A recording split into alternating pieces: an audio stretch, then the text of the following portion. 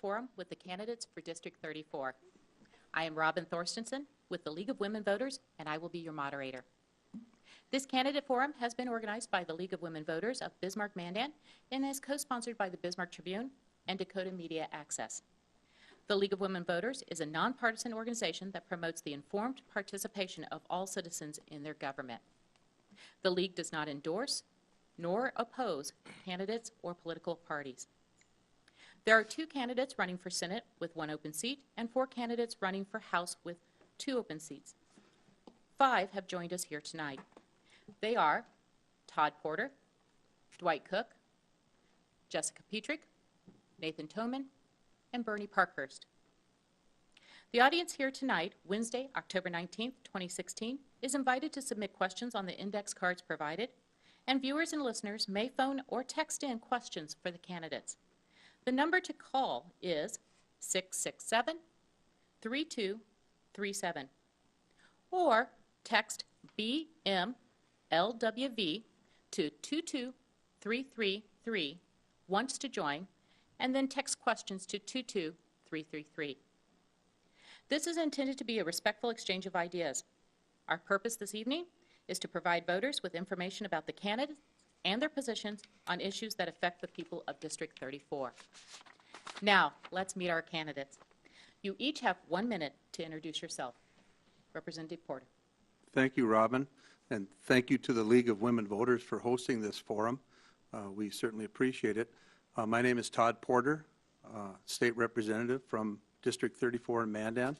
I was first elected to the North Dakota House in 1998. I currently serve on the House Human Services Committee, and I chair the House Energy and Natural Resources Committee. I'm a lifelong resident of the city of Mandan. I'm a paramedic, and I've worked for the ambulance service in Mandan since 1977. Thank you. Senator Cook. Good evening, Robin and listeners. My name is Dwight Cook, State Senator from Mandan. I am running for my 6th term. I was first elected in 1996. My first session was 1997. I chair the Senate Finance and Tax Committee. I have now for the last 4 sessions. I'm also on the Government and Veterans Affairs Committee. I want to thank the voters of Mandan for their past support. It is truly an honor and a very privilege to serve them as their state senator, and I look forward to 4 more years. I think I've been an effective legislator. As my position as chair of Finance and Tax, we've offered some pretty good tax relief to Mandan, plus we got Mandan as a hub city, and I think that's very important. And I look forward to another 4 years serving the people of Mandan. Thank you. Thank you. Ms. Pietrzyk. Thank you, Robin. Thank you to the League of Women Voters and the Bismarck Tribune for putting on this fantastic forum to give voters an opportunity to get to know the candidates and make an educated decision on November 8th. My name is Jessica Pietrzyk. I grew up in the southwest corner of the state. I attended the University of Mary for both my undergrad and my graduate degree. I joined the North Dakota National Guard in 2000 and was a member for 6 years. It also included a deployment in support of Operation Iraqi Freedom for 14 months. Me and my husband have owned a business for over 10 years, and I have largely worked in the nonprofit sector as well. And I serve on 4 board of directors here in the Bismarck-Mandan area. So thank you for this opportunity. Thank you. Representative Toman. Thank you, Robin, and thank you to the League of Women Voters again for this opportunity for Mandan District 34 to hear from the candidates. My name is Nathan Toman. I grew up in Bismarck. My wife and I have 5 kids, and we moved to Mandan to raise our kids. This will be my 2nd run at the North Dakota House, and I hope to continue to be Mandan's voice, conservative voice, for next 4 years. Thank you. Mr. Parkhurst. I'd like to also thank the League of Women Voters. Thank you very much. And Robin, thank you. My name is Bernie Parkhurst. My wife and I moved here in 2002 from San Diego to be here for the birth of my granddaughter, Emily, who's now 14. And she remains the light of my life anyway, even though she's 14. And I'm an employment specialist for Pride. I work with the disabled. I'm looking forward to meeting a lot of people here in Mandan and talking about what I'd like to see change in the state as far as representing the people of North Dakota. Again, I just want to thank you for this opportunity, and thank you. Thank you. Dr. Gibb. Thank you. Good evening, all.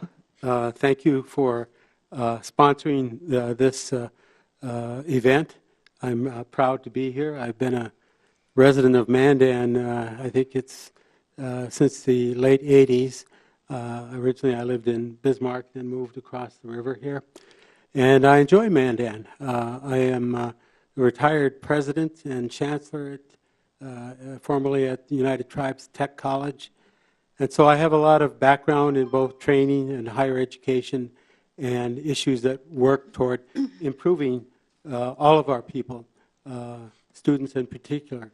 So I have 38 years of experience there, and probably I go back to the beginning days of United Tribes back in the late 60s and early 70s. And so I'm used to working with people, all kinds of people, all walks of life. And when I retired, one of the things I looked at was how could I make a contribution to this area, to in particular District 34. And so that's one of the things that I decided to go ahead on. Thank you very much. Thank you. Now we'll move on to questions. These questions were developed by members of the League of Women Voters, the Bismarck Tribune, our in-house audience, and viewers at home. Again, for our audience here, to submit a question, please use the index cards provided. Viewers may submit questions tonight, Wednesday, October 19th, by phoning 667-3237 or by texting BMLWV to 22333 to join, and then texting the actual questions to 22333. Candidates have not been given advance copies of these questions, and each candidate will have 60 seconds to respond to the question. We are asking candidates to comply with our time restrictions so that we can get to as many questions as possible tonight. Our timer will let you know when you're down to 30 seconds, 10 seconds, and then stop. Let's begin. And Senator Cook, what argument would you present that Mandan should retain hub city status even though the city is a non-oil producing city? Well, we're not oil-producing city, but I would argue that Minot is pretty close to us also. I think if you look at the traffic, if you look at law enforcement, as far as our increases, we have definitely been affected. As chairman of the tax committee, I looked at Williston, Minot, and Dickinson. They were all hub cities. I looked at the law enforcement, the increases in law enforcement, and there was tremendous increases in Williston, tremendous increases in Dickinson, and Minot was flat. So I think that's a real good indication right there as far as whether you're a hub city or not impacted. And the other, of course, is traffic. We are impacted tremendously by traffic. We've seen traffic counts go up in this town. There's a four-way or red light here that I used to brag about. You don't have to go through 2 red lights to get through the green light. That's not the case anymore. But I think it's traffic and law enforcement activity, and we're definitely getting a lot of people moving into Mandan that don't want to live in Williston or Dickinson out west. Thank you. Ms. Pietrzyk, same question. Thank you, Robin. Me and my husband have owned an oil and gas consulting business for over 10 years. That has brought us to many places throughout North Dakota, so we have seen firsthand how increased populations and traffic affect throughout the state. As people that travel to the oil field, I do know that there are many Bismarck and Mandan residents that, of course, live here and work in those oil cities, such as Mandan and, of course, Williston and Watford City. I agree, the traffic counts are continuing to grow. Our school numbers of children are continuing to grow on a steady climb. And law enforcement is a much-needed resource here in Mandan. So I think those are really the reasons that we need to continue to receive those hub funds. Thank you. Thank you. Representative Tobin, same question? Thank you. I have to agree with some of the previous comments. Traffic obviously is a big impact on our roads and infrastructure and the law enforcement factor with the growing population. And there's also a lot of indirect jobs that aren't necessarily traveling up to the oil fields to work, but they're support jobs here, and that helps our community grow, which is great. It also brings other challenges and opportunities, and I think that's the prime reason why we should maintain our status, and those reasons are also why I co-sponsored that bill, seeing that traffic continuing to come in and the growth of Mandan. Thank you. Mr. Parkhurst. I agree. Even though we're not technically an oil city, we certainly have a lot of people live in this town that have jobs that are associated with that industry. You're right. I mean, the traffic, since we've been here in 2002, it's grown to be, a lot more. And, I certainly support us being a hub city. And, the help with the schools, the help with the law enforcement, it's all very important to us, very vital. Thank you. In the interest of time, we are going to move on to the next question. And Dr. Gipp, you're always welcome to answer the previous question, but we are going to move on to the next question. And given the order in which we are asking the questions, we will begin with the next person in the lineup, and that is with Ms. Pietrzyk. Ms. Pietrzyk, Measure 4 would provide for a new Veterans Tobacco Tax Trust Fund in the North Dakota Century Code. The trust would be funded by half of the new revenues. So what is your stance on Measure 4? Thank you, Robin. I am not in any way in favor of increasing taxes on our citizens. However, a yes vote will add a new section in the North Dakota Century Code that would establish a Veterans Tobacco Trust Fund. Because of a lot of the automatic budget cuts brought on by fiscal policies, veteran programs have been subjected to 2 rounds of senseless cuts across the board. Additionally, sometimes when a price of something is a little higher, it's harder to reach. I'm not sure if I'm 100% yes on this, but I want to say that these measures are on the ballot because of the outcome. It is an opportunity for the citizens of North Dakota to really decide on whether they want it for our city. And whatever that public vote is, I will support their decision. Thank you. Thank you. Representative Toman. Thank you. I think it's a slippery slope to go down when you increase taxes that quickly on any sort of product or such thing. Although the intentions are honorable with some of the funds where they might be going, I just think it might be a little bit too rapid just to control behavior and fulfill some of the shortfalls. I think we can do a good job of focusing on our priorities with the reduction in tax revenue and make sure that those are the best services that we can provide for the citizens of our state. Thank you. Mr. Parkhurst. I absolutely support Measure 4. One thing to remember is that by the time a smoker, 90% of smokers were addicted to nicotine by the time they were 18. The veteran portion is very important, but I think even more important is that we have children out there smoking and starting a lifetime habit that could end up killing them.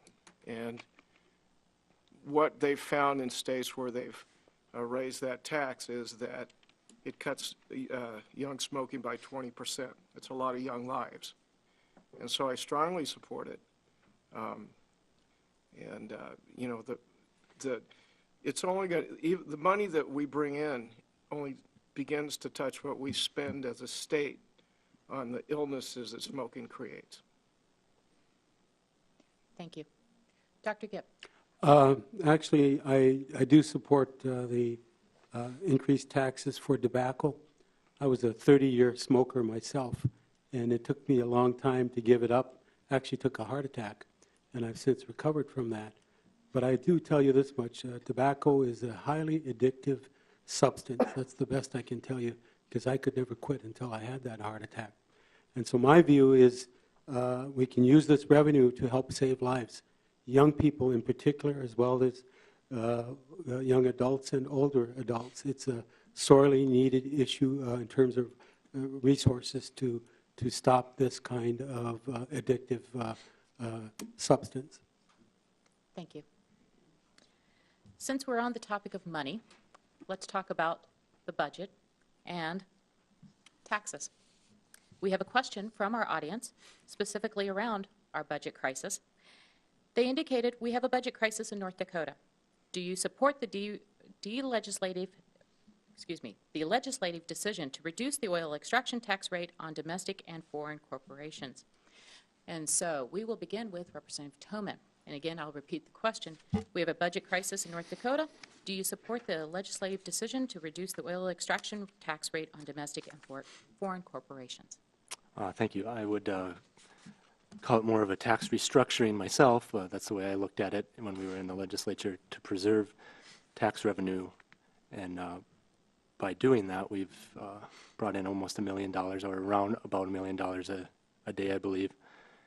And if we wouldn't have restructured it, then we would be collecting much, much less, because the trigger would have kicked in. And so, yes, I do support that. Thank you. Mr. Parkhurst. Well, I don't support the cut in the taxes.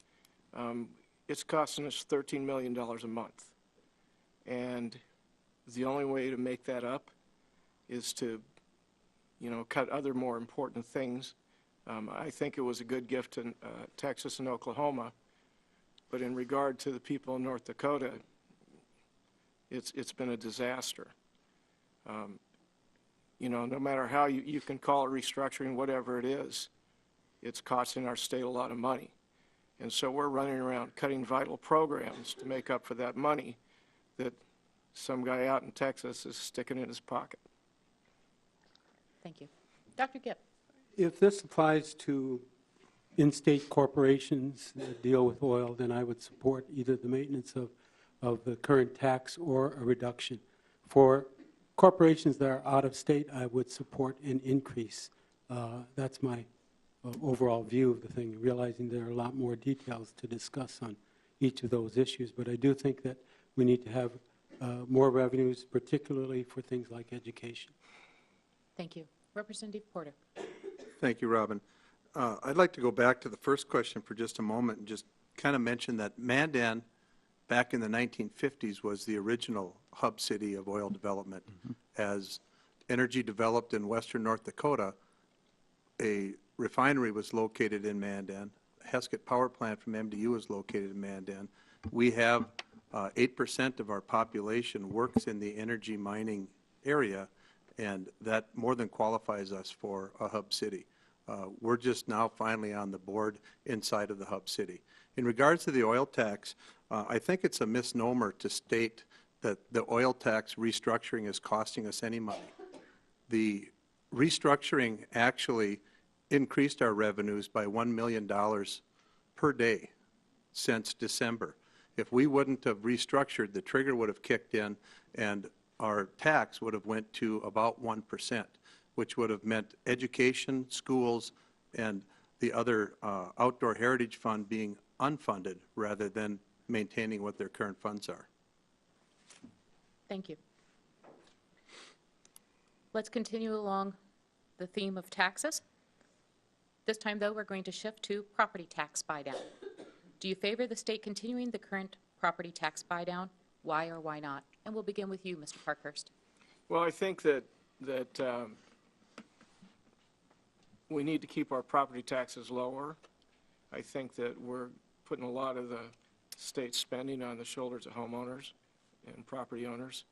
So I favor keeping the original property tax program where we had done the reduction. I favor keeping that. Thank you. Dr. Gipp. Frankly, no new taxes for property owners. That's kind of where I stand as far as the fundamental efforts of property tax as it affects our citizenry and our property owners and those who wish to become property owners.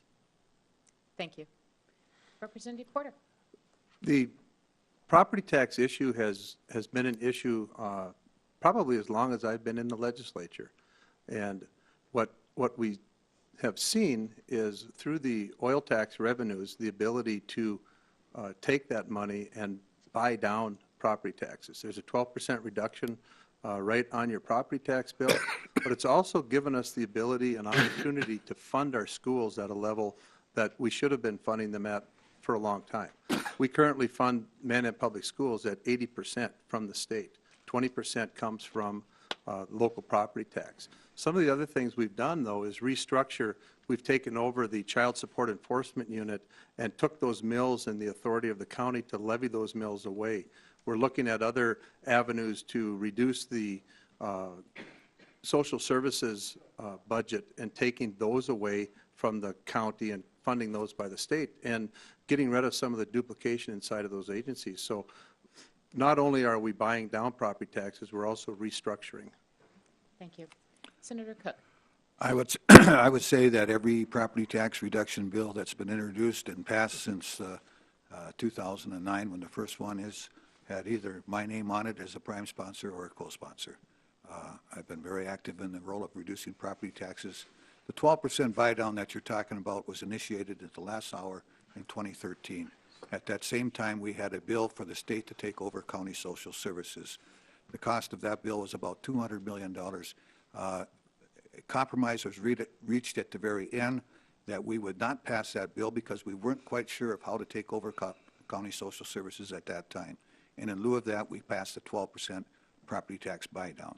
I would say there's only one chance that the 12% buy-down will disappear this next session, and that is if we are successful in the state taking over county social services. And if that happens, it will be a wash. And we'll guarantee through the bill that local governments cannot eat that property tax back up by backfilling. Thank you. You mentioned social services, and so I'm going to jump to a question that is somewhat related. Opiate abuse has become a crisis nationwide. What solutions can the legislature here in North Dakota put in place to help combat opiate abuse? And we're going to begin with Dr. Gipp. Opiate and other kinds of addictive behaviors are a major confrontation for all of us in our communities, and especially for young people, but older people as well. I believe that one of the things the state legislature can look at is how we can increase aid for those who have these addictive behaviors, particularly opiates. But I would also say that we need to take a look at how those programs may or may not be insured for those who have to use them. And so the legislature needs to take a very sound look by studying this in addition to aid that may be given or provided so that we can really address this problem more clearly. The issue of 30 days of addictive treatment is not sufficient. We need to look at that, for example, in longer term. Thank you. Thank you.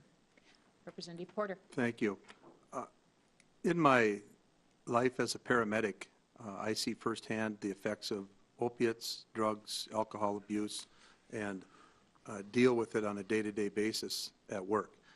I think that as a state, a lot of what has happened has been a society that has wanted to be pain-free, and it's allowed the practice of medicine to overprescribe painkillers to their patients, and that certainly hasn't helped, and it's set a standard going forward that they're readily available. During the last legislative session, we made Narcan or naloxone available through pharmacies so that if family members had opiate issues, they would have the antidote handy so that people wouldn't die. We've also increased our bed capacity at some of our inpatient facilities across the state, and we're currently looking at studying and in the process of studying those issues and bringing things forward in the next session. Thank you. Senator Cook. Behavior health is, it's far from my realm of expertise of where I work at during the legislature, but I can tell you it's been a topic that's been much discussed during this interim, much discussed away from the Capitol in the legislative arenas of our conversations together. It's a problem that we have. It needs a solution, because if not, we just end up in jail, and that's where we try to solve the behavior health problems. But you also got to remember it is behavior health, and we got to be very careful as we go down that road of state responsibility for behavior health. It's going to be a very expensive road. I think it's got to be compared to other health problems that exist, and it all comes to balance and the right solution to the problem. Thank you. Ms. Pietrzyk. Thank you. You know, addiction and mental health is something that's very near and dear to my heart. I personally lost my father at the age of 36. I was only 11 years old from addiction. Our state issued a legislative management study. They provided funds for that. It was called the Schulte Report, which I have reviewed. And unfortunately, our state has not implemented many of those recommendations. And many of the challenges that we are currently facing in this state are really self-imposed. Our system needs to be able to maintain those core services, let alone add services that are desperately needed due to population growth. And when I'm elected, that is something that I am committed to. I also want to quickly go back to property taxes. I feel that in a way our state and our cities are really kind of passing the buck. When elected, I really want to fight for a long-term solution, and I think it overall needs to be looked at and evaluated. We've really shifted our state spending obligations to property homeowners, and these obligations are not going away, and that's something else I will fight for. Thank you. Thank you. It was brought up that jail is often an alternative or a solution to some of our crises, and so that brings me to this next question. What can be done to alleviate jail crowding? And we'll begin with you, Representative Porter. Thank you. Over time, we have had a society that wanted everyone put in jail. We had minimum mandatory sentences for a lot of different crimes. We thought judges were soft on criminals. We wanted them behind bars.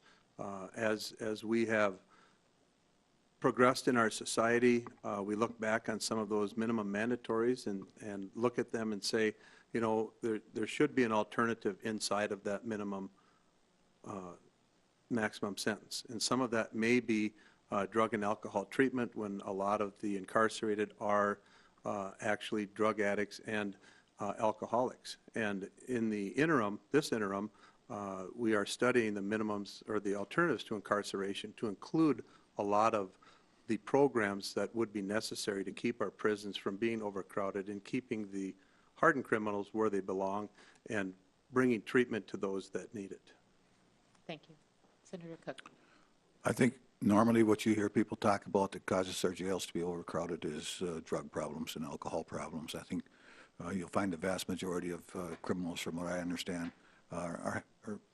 crime is focused around a drug behavior problem. You know, I don't know what's happened to society over the years.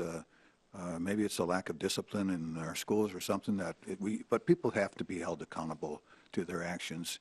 And we seem to just be, I don't know, it's by the time they're ready for jail, get thrown in jail, it's like they have no responsibility. They don't, they're not concerned about bringing shame to their family.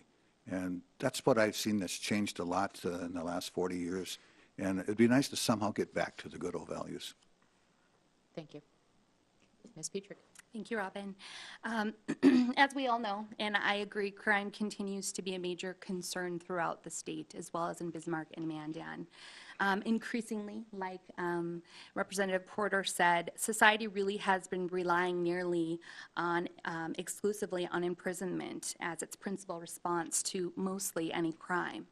And as we know, North Dakota is in a mental health and addiction crisis, and it's really wrong that our state, the first thing we do is we lock them up or we put them in jail, and they may be undiagnosed and untreated for a mental illness. And the result, unfortunately, is incarceration. I think that there's alternatives to incarceration. I think our state needs to look at those alternatives, and we need to offer nonviolent offenders, some sort of substance abuse or mental health treatment instead of prison time. Thank you. Representative Toman. I agree with a bunch of the previous comments, and I would just add that addiction is a big problem, and nonviolent offenders and minimum mandatories have crowded our jails. And I think we've got the studies done that we can move forward and implement some of those results to fix some of that problem. But I think, the $1 million question is it fully state responsibility, or are we to empower locals and those that have overcome addiction with programs and to help others overcome addiction or some of those other problems that are helping to overcrowd our jail system.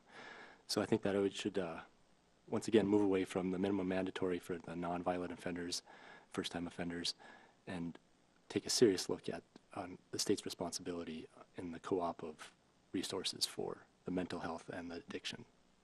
Thank you. We're going to move on to our next question. Senator Cook, what is the state's responsibility to early childhood education? Well, we started down that road, I think, with the last session. My guess is we're going to go down it farther.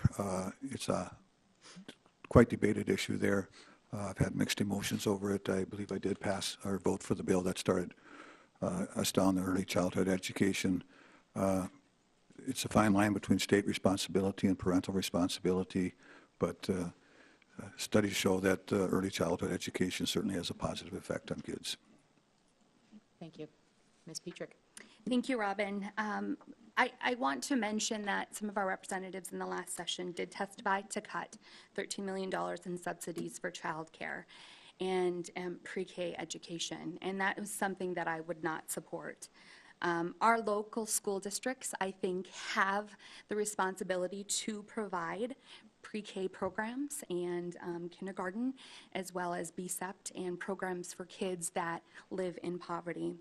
We need universal early childhood education and access to before and after schools.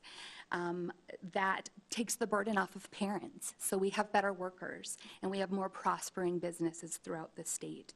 So education is essential to good citizenship, enables people to contribute to society and become very good adults that will contribute and make the state better in the long run. So we can do this through grants for our licensed child care providers, child tax credits. There's many things that we can do. Thank you. Thank you. Representative Tobin. Thank you. First and foremost, I believe parents are the primary educators, and they are the ones that can make that decision best for their kids, if it's going to be daycare or pre-K. And I think that has a place in our local school boards and school districts and superintendents to partner with the parents to come up with that. In Mandan, we have, as Representative Porter has said, we have 80% funding from the state in the funding formula.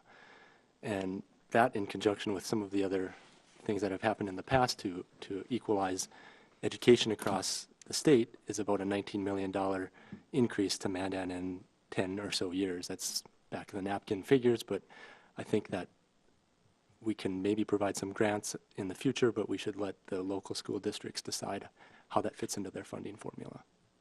Thank you. Mr. Parkhurst. Well, I think that as a state, the best way we can spend our money is on education. Early childhood education is vital, and we can talk about parental or whatever it is. The bottom line is that kid has no choice as to who their parents are or what their living circumstances are. We need to give them the chance to begin learning and learning early. Studies find that when they have that early education, they do better in school. So that's how we should spend our money. We should not be hesitant to give those kids some help. Thank you. Thank you to our viewers for their questions that they've submitted. We encourage you to continue to submit questions. Those in the room may submit questions on index cards provided. Viewers at home may call 667-3237 or text BMLWV to join and you can text your questions to 22333. Let's move on to a different topic altogether. Should medical marijuana be available to residents in North Dakota? And if so, how should the state regulate it? And we will begin with Ms. Pietrzyk. Thank you. You know, there are legitimate uses for medical marijuana. When you're left with no options, it's, you know, where do you turn to?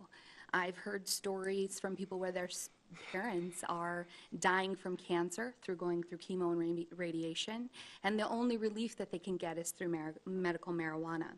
However, researchers have not conducted enough large-scale clinical trials to really show that the benefits of marijuana outweigh its risks in the patients that are meant to treat. I think it's going to be additional costs to the states, which unfortunately we cannot deal with right now.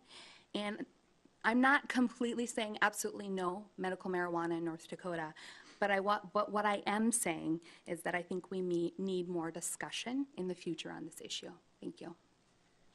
Representative Toman. Thank you. I think I agree. We have to follow the science.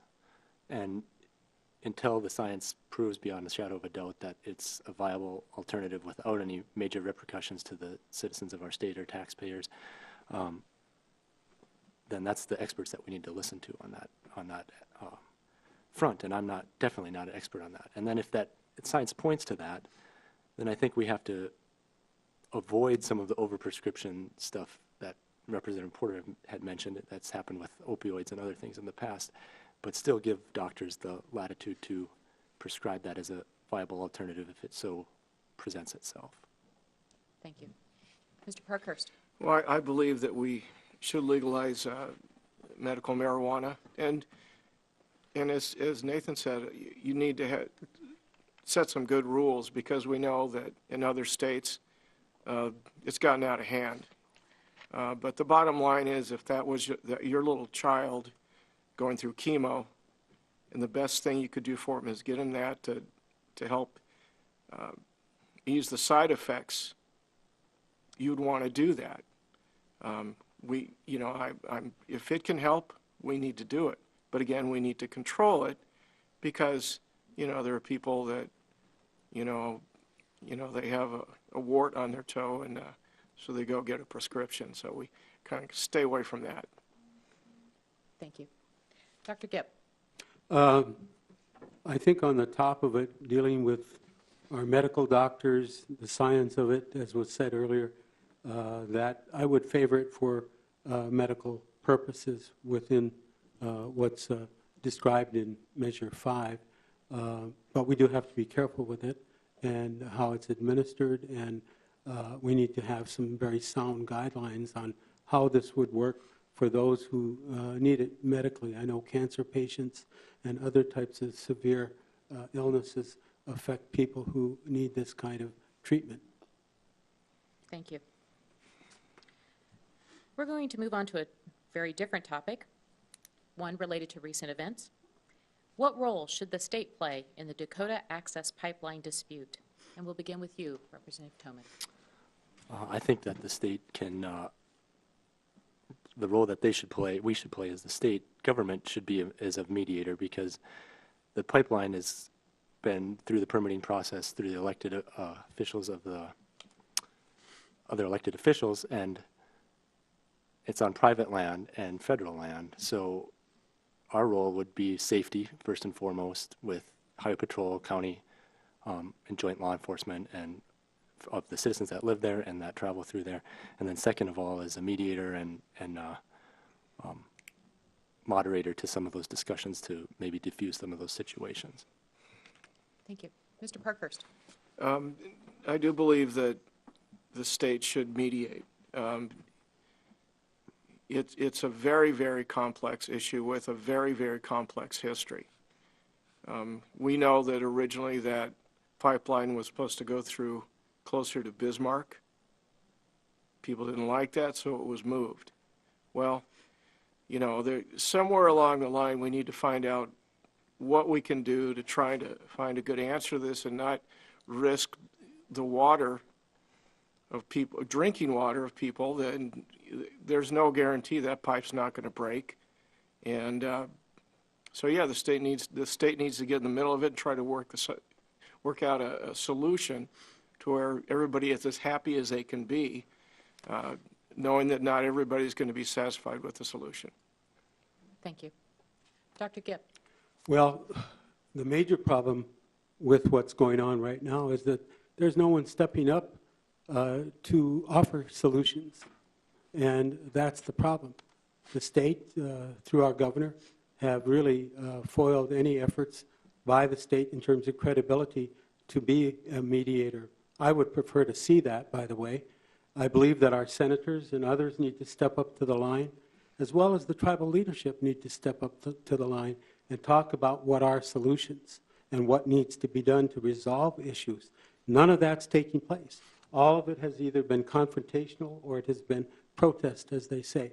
The second part, though, when we talk about solutions, I offered a solution here several weeks ago, and one is that we take North Dakota products and create those products by and for North Dakotans here in North Dakota. Let's build a refinery, maybe with one of our tribes that can afford to do this, and make that investment so that we have a new refinery, create 1,000 to 1,200 jobs automatically, and look at 300 to 400 permanent jobs with respect to a new refinery. And nobody's stepped up to the line. Thank you. Representative Porter. Thank you. I find it interesting that building a refinery would be the answer. The oil still needs to get to the refinery, and you still need pipelines to get the oil there safely. And we know that the transportation of oil is safely done through pipelines. Building a refinery without a market, I think we could ask MDU Resources how well that went out in Dickinson. The pipeline that's currently being put in place went through all of our siting process through the Public Service Commission, went through all of the processes through the state and federal government, and was legally permitted. The comment about being routed north of Bismarck, they changed that on their own so that they could go on a fast track through the existing easement for the Northern Alliance pipeline, where a pipeline already is existing. There are 7 pipelines underneath the Missouri River on top of the city of Bismarck. One of them is only 2 miles north of Bismarck that comes right out of the Tesoro refinery. So pipeline concerns and safety are our #1 concern. Thank you. So let's move on to infrastructure and the needs of North Dakota. And how do we, will one, address those needs and fund those needs? Senator Cook, what do you think some of the biggest infrastructure needs are of North Dakota, and how would you see those being funded? You know, when you have a lot of money like we just did the last 4 or 6 years, you take care of problems with infrastructure that you have. And I think we've done a great job of taking care of that infrastructure. We're 1.2 billion, something like that, for roads alone out in the oil patch. You drive up to Williston now, the infrastructure needs have been met, and it's nice to have a breath that we can take here. I'm not too sure if there's a lot of infrastructure needs that need to be met right now as a priority. I'm trying to think of something that needs to be met, but when it comes to the end of the session, it's all about balance. It's about what you spend, what you save, what do you put away, and how do you spend it, and how much is on infrastructure.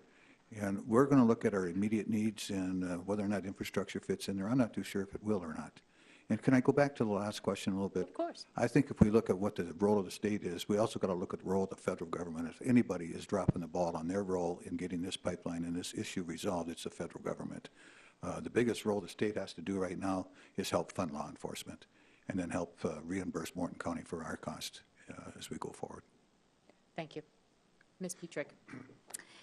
You know, unfortunately, our state is in a budget crisis. So I think infrastructure, as Mr. Cook said, is really probably not going to be on the front line this next legislative session.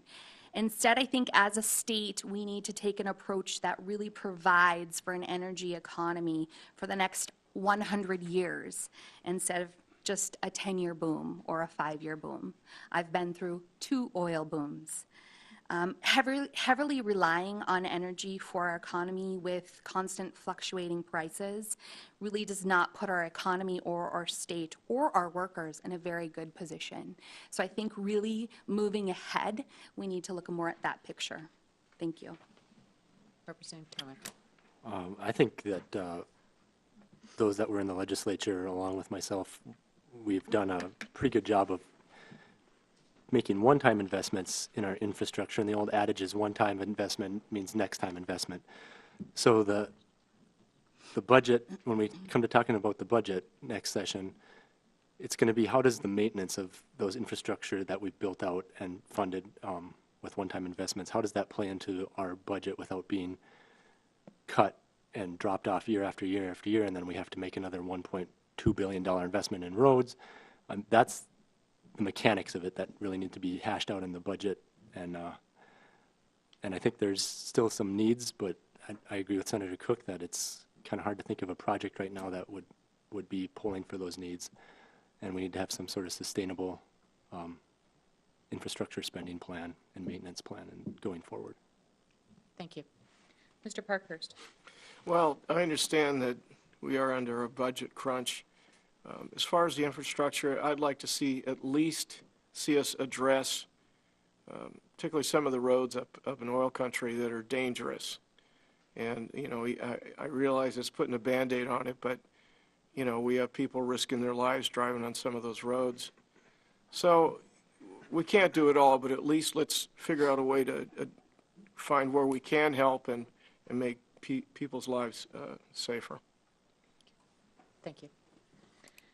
This next question is going to be our last question before closing comments from each of our candidates. And we'll begin with Ms. Pietrzyk.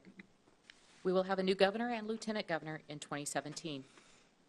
If elected, how would you work with the new governor? Absolutely. You know, there is nothing more important than working across party lines.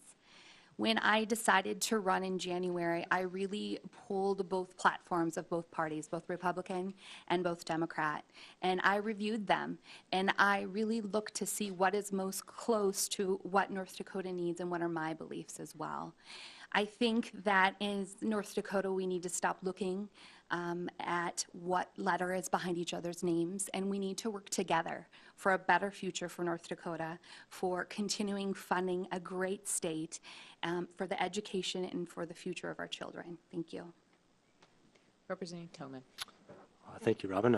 Regardless of who our next governor is, I think we need to remember that when whoever's elected, if I'm elected, hopefully so, that it's not our governor's opinion, although he does put forth a budget, or he or she would put forth a budget, but it's our job as elected House members or senators to really make sure that our constituents are served to the best of our abilities, and not just based on a governor's opinion or party lines.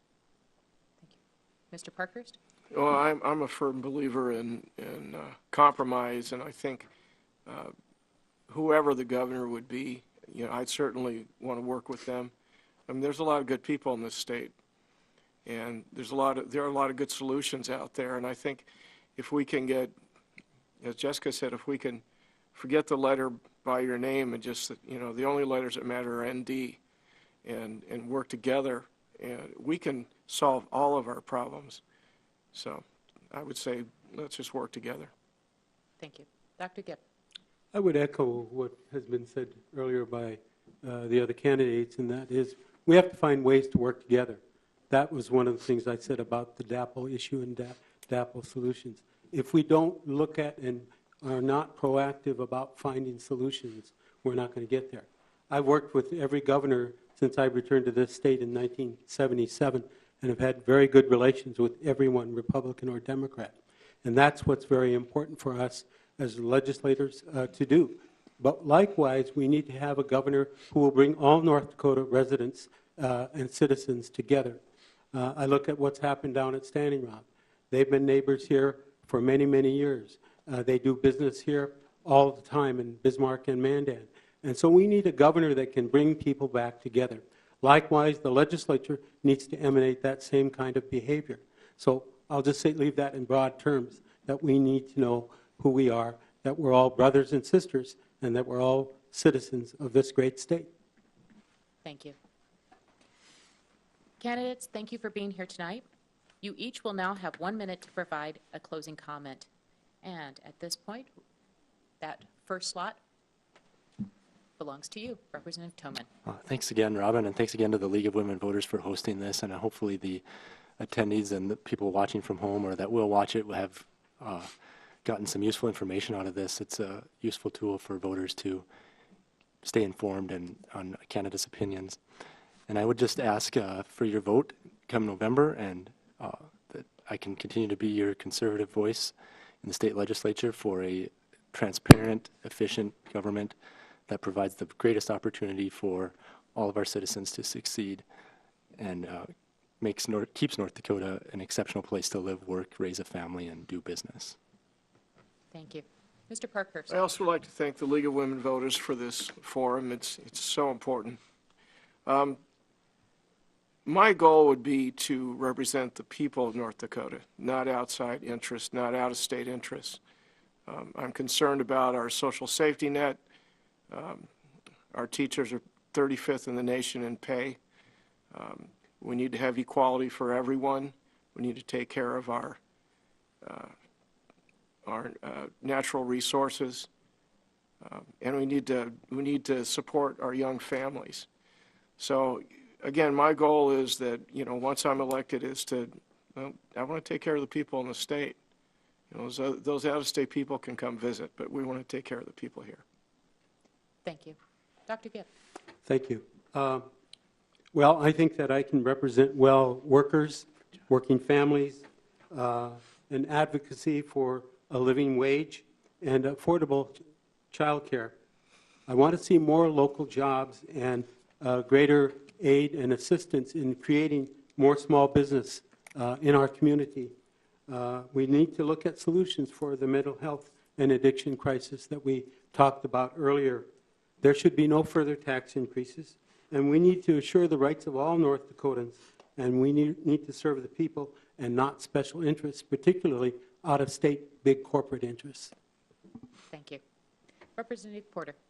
Thank you. Thank you to the League for hosting this once again. These are always fun and interesting to attend. First of all, I'd like to thank my wife, Shirley, and my kids, Jordan and Matthew, for putting up with me in politics and me being away from home.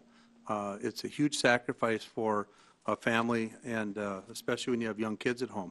I think that it's important to realize, I appreciate what Mr. Parker said about teachers. We're 35th in the nation. When I first started in the legislature, we were 49th. So I think we've come a long ways, and we got a long ways to go. I've worked my entire life in Mandan. I've worked my entire life to make my community better, and I will continue to do so and serve as Mandan's representative. I would ask the citizens of Mandan to continue to support me, and I appreciate their vote in this coming election. Thank you. Thank you. Senator Cook. Thank you, Robin, for this night. And again, I too will thank the League of Women Voters. There's a lot of issues that face the state that change it from session to session, but the one issue that it always is there, and one issue that is always a priority, is the economy. It wasn't that many years ago that the battle cry was, we got to bring our kids home. Well, our kids are home now. Economy, a state's economy, a strong economy creates wealth. Wealth creates more taxes, and taxes will pay for the needed government services. I also believe that a state's economy and a state's tax policy are connected at the hip. Good tax policy will drive an economy. Bad tax policy will slow an economy. Uncertain tax policy will derail an economy. We have done a lot to improve the tax policy of the state of North Dakota in the last 12 years. Our economy is strong. The fact that we have 20,000 unfilled jobs out there right now, despite what's happened to the oil industry, the ag industry, is remarkable. I think we should be proud of that. We certainly didn't have that in '82. When I moved to Mandan, I was transferred out here in the last oil boom, crashed right after I got here. So again, I too thank you again, and I appreciate the vote of the people of Mandan this November 8th. Thank you.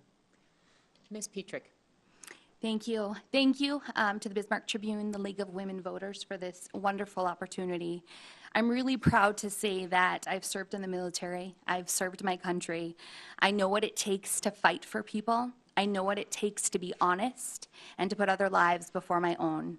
Because of my experience, I know that I am the best representative for all of the people in this district in Mandan and North Dakota. I want to encourage everyone to really put party lines behind them and put collective support behind a candidate that will really fight for you and that really aligns with your values. I think we have a bright future here in North Dakota. We need to build a strong, diverse economy, support our working families, education, and make sure that every North Dakotan's voice is heard. I will listen to what you have to say. I'm available. I'm part of this community. My kids attend Mandan schools. I also work, live, shop in Mandan. I will not, when elected, I will not serve my own interests, and I ask for your votes this November 8th. Thank you. Thank you. I wish to also thank the Bismarck Tribune, Dakota Media Access, and the volunteers from the League of Women Voters for organizing this forum. Thank you to the viewers at home and the audience members here tonight for taking the time to learn more about the candidates and the issues. This program will replay several times on Government Access Cable Channel 2 and 602 HD and will be available for online viewing at www.freetv.org in the days leading up to the November 8th election. Before we close this candidate forum, we remind you that you will need a form of identification to vote in North Dakota. You can find identification requirements and additional voting information on the websites or at the offices of your county auditor or the North Dakota Secretary of State.